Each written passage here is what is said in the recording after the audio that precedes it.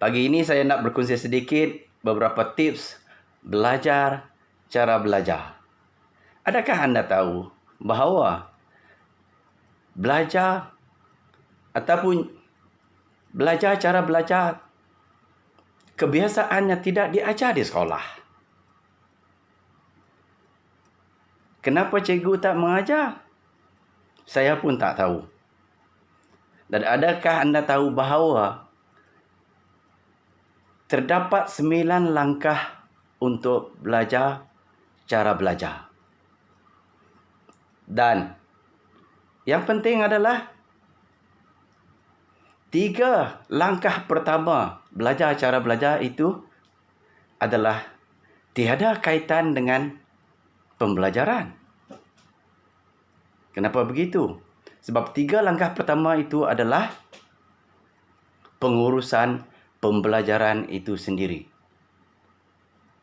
Hai, saya Edwin. Hai, selamat pagi. Selamat pagi, Amy.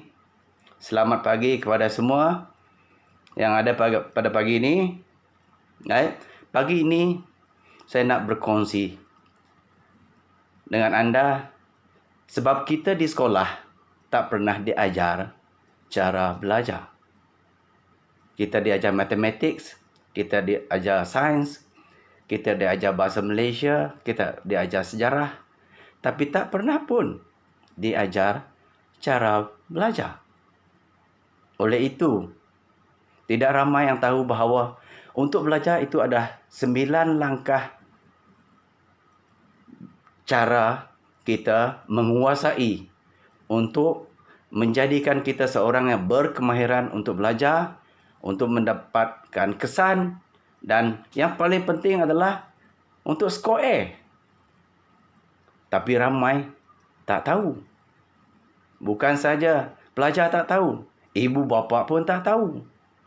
Cikgu pun ramai yang tak tahu. Secara umum dan keseluruhannya, kita harus juga mengetahui BAK of learning. Apakah itu BAK? BAK adalah visuals, auditory, dan kinesthetics dalam bahasa Inggerisnya. V yang pertama adalah visual. Ada orang belajar menggunakan visuals. Itulah sebab mereka pandai dalam akademik. Tapi tak semua orang pandai dalam akademik. Jangan marah anak anda sebab mereka tak pandai dalam akademik. Sebab mereka bukanlah visual learners. Yang kedua, auditory. So, auditory adalah pelajar-pelajar yang cara dia belajar bukan menggunakan visuals, bukan menggunakan kinesthetics, tetapi dia belajar mendengar. So, kalau tengok anak anda belajar di rumah menggunakan muzik, jangan marah mereka. Itu adalah cara mereka tersendiri untuk belajar. Sebab setiap manusia, dia belajar dengan cara yang berbeza. Itu mereka yang jenis belajar menggunakan muzik. Yang ketiga adalah kinesthetics. Ramai di antara pelajar-pelajar, terutamanya pelajar Dayak, mereka bukanlah pelajar visuals, bukanlah pelajar auditory, tetapi mereka adalah pelajar kinesthetics. So, mereka ini adalah pelajar-pelajar yang tidak sukakan akademik. Kenapa tak sukakan akademik? Sebab kalau dia masuk dalam kelas, dia mengantuk. So, cikgu-cikgu di luar sana, kalau you nampak pelajar macam ni, kena ubah cara kita mengajar. Menyebabkan mereka menarik. Dan mereka suka kepada pelajaran itu. Sebab mereka ini tidak suka belajar secara akademik. Tapi dia merupakan kinesthetic student. Mereka yang belajar menggunakan cara yang berbeza, iaitu buat. Dalam bahasa Inggeris dia practice. Sebabkan itu ramai di antara pelajar-pelajar yang tidak pandai dalam akademik, tapi mereka berjaya sebagai usahawan, mereka berjaya sebagai pekerja yang menggunakan kemahiran, iaitu kemahiran tangan. Sebab mereka kena amalkan, buat perkara itu. Kalau mereka buat, terus masuk dalam otak. Sebab kalau dia belajar akademik, tak masuk sini. Tapi kalau mereka belajar secara buat dan amalkan, mereka suka. Sebab dia terus masuk. Itu secara umum dia. Tapi langkah pertama sebagai pelajar cemerlang adalah seperti yang saya cakapkan tadi, bahawa bukan berkaitan dengan pembelajaran. Iaitu langkah yang pertama adalah menetapkan matlamat. Set a very clear goals. Di sini saya nak berkongsi sedikit. Iaitu sebuah universiti yang terkenal di Amerika Syarikat yang bernama Yale University. Iaitu universiti yang ke-11 di dunia. Sebuah universiti yang sangat terkenal. Dan mereka membuat kajian pada tahun 1952. Berapa orang ramaikah pelajar-pelajar yang belajar di Yale University ketika itu yang ada matlamat hidup? Nak dengar tak? Kalau nak dengar, sila like. Boleh tak? Bagi thumb up kalau nak dengar. Sebab apa yang berlaku di Yale University ketika itu, bahawa mereka membuat kajian dan terdapat daripada kajian itu 3% hanya 3% daripada pelajar di Yale University yang ada matlamat hidup ketika itu. Yang 90% ini tak ada matlamat hidup. Hai Adam. My chocolate. Okay. So, oleh itu, berbalik kepada kajian di Yale University itu, bahawa hanya 3% daripada pelajar di Yale University ketika itu, tahun 1952, yang ada matlamat hidup. Yang lain 90% tidak ada. Dan 20 tahun kemudian, pada tahun 1972, kajian semula kepada pelajar-pelajar yang pernah belajar di Yale University ketika itu selepas 20 tahun, didapati bahawa hasilnya 3% pelajar yang ada matlamat hidup menghasilkan pendapatan yang 3 kali ganda, lebih daripada 90% pelajar yang lain yang tidak ada matlamat hidup. So, itu sangat penting. Matlamat hidup itu sangat penting sebagai seorang pelajar. Dan bukan itu saja, sebagai manusia juga. Yang kedua, perkongsian yang kedua. Ramai di antara kawan-kawan kita yang bermain golf. So, ada seorang pemain golf yang sangat terkenal di dunia. Dan semua pemain golf kenal dia. Iaitu Tiger Woods.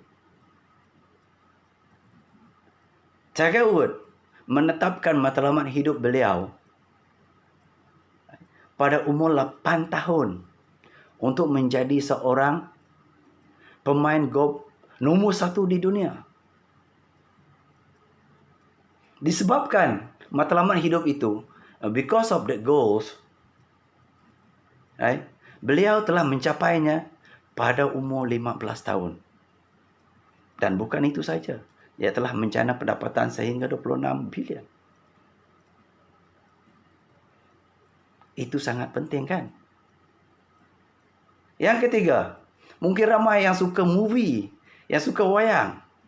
Anda mungkin kenal Steven Spielberg. Pada umur 12 tahun, beliau ingin menjadi seorang pembuat filem. Walaupun agak lambat, Sebabkan matlamat itu beliau telah mencapainya pada umur 36 tahun. Ibu bapa, pelajar, cikgu-cikgu dan guru-guru, dan juga sesiapa sahaja. Matlamat itu sangat penting. Sangat penting. Hai, selamat pagi, Doni. Sangat penting untuk kehidupan. Bukan saja pelajar, tapi kehidupan kita sebagai manusia. Right. Berbalik kepada belajar cara belajar tadi. Right. Bila kita belajar cara belajar, satu kemahiran yang sangat penting adalah kemahiran membaca. Sebab ramai orang tak suka membaca. Tapi buku itu merupakan gedung ilmu. That's why kalau tengok di belakang saya, banyak buku. Walaupun ini di rumah, banyak buku. Sebab gedung ilmu itu ada dalam buku. Sebab ilmu itu kadang-kadang dia diletakkan di belakang. Kenapa dia diletakkan di belakang? Sebab kita kena terokai untuk menguasai ilmu itu. Dan salah satu daripada caranya adalah kemahiran membaca. Adakah anda tahu bahawa dalam buku itu hanya 20% daripada keyword ataupun kata kunci yang sangat berguna, dan yang 80% itu tidaklah berguna sangat. Tetapi untuk mendapatkan itu, kita kena extract the essence of the books to look for the keywords. Saudara-saudari, adakah anda tahu bahawa membaca kadang-kadang ramai di antara kita mungkin lambat ataupun tidak tahu cara membaca. Kenapa kita lambat membaca? Salah satu cara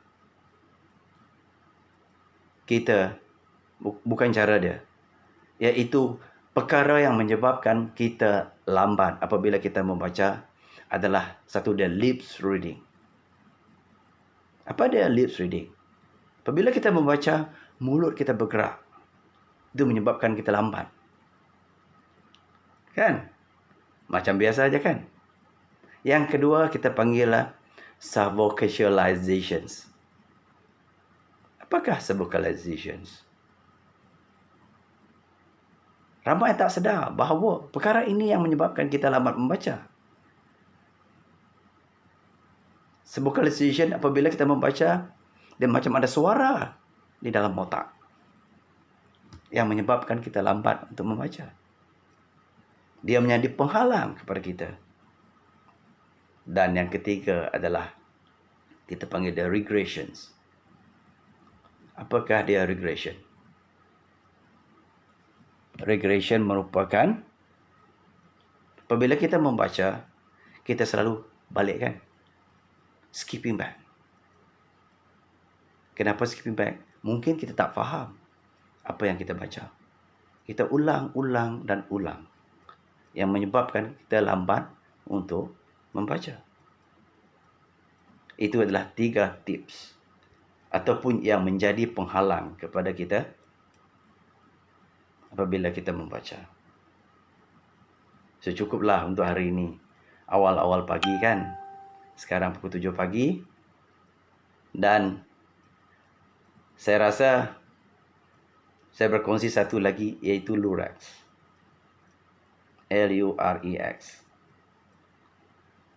So yang pertama, apabila kita belajar, when we learn, the first letter L is learn.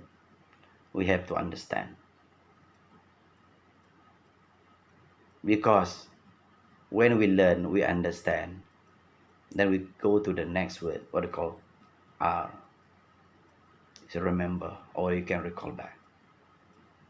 Because if you learn, you don't understand, you cannot remember.